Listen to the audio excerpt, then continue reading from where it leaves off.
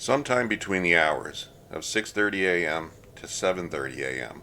on Sunday, February 22nd, 1998, 16-year-old Christopher Brown of Stouffville, Ontario, made his first of two escape attempts from the Robert Land Academy, a private military school located in Wellandport, Ontario.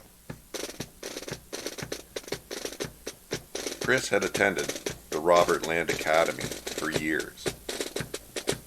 He quietly climbed out the barracks window and made his way into the night.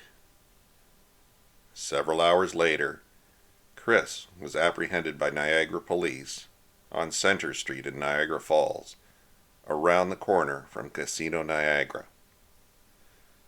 Police returned Chris to the academy, where he immediately faced severe discipline.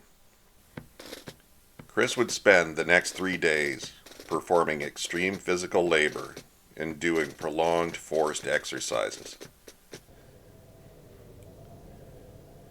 2 weeks later, during the early morning hours of March 6, 1998, Christopher Brown tried again. This time with his friend, 17-year-old Matt Toppi of Manitowodge, Ontario. The boys quietly climbed out of their barracks window, with knapsacks packed full of food and clothing, making sure not to wake anyone on their way out. The boys vanished into the frigid winter night.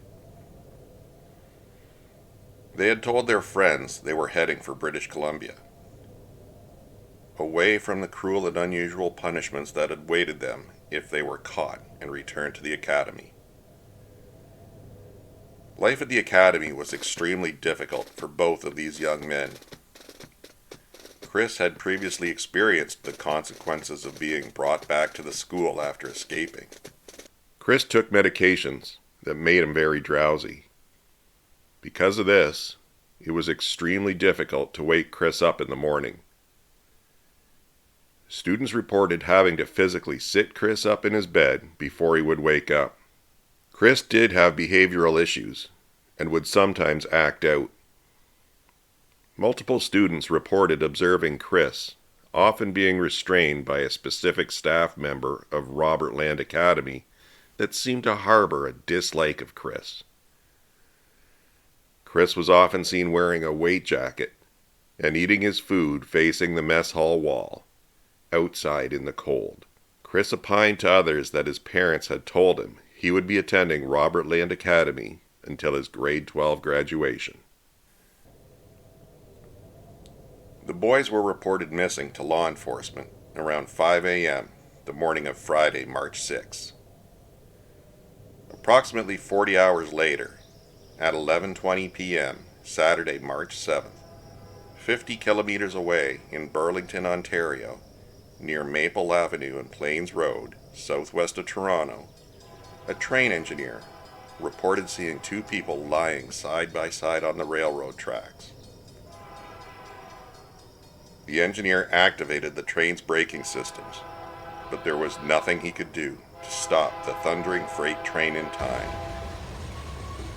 At the very last moment, just seconds before the catastrophic impact, instead of saving himself, Matt Toppi stood up and tried to pull his friend Christopher Brown off the tracks. Both young men were killed instantly after being struck by the freight train. Original reports from police indicated that the deaths were part of a suicide pact, but the coroner subsequently ruled the deaths as accidental. Reporting on this incident was initially very limited and remains so to this day. Robert Land Academy would not allow the media to speak to any of the students after this tragedy. Christopher Brown had a Christian funeral consisting of a military-style honor guard at St. Mark's Catholic Church in Stouffville, Ontario. Matt Toppi's funeral was held in South Porcupine in Northern Ontario. Either way, two decent young men died who shouldn't have that night. How bad would a school have to be to make a person choose to die rather than to go back? Sadly, these two individuals felt that escaping was their only viable option.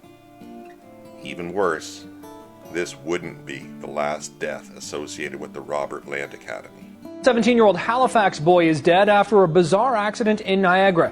As the Rand-Sabrin reports, the teen was being driven by his mother when he jumped out of the car and ran into traffic.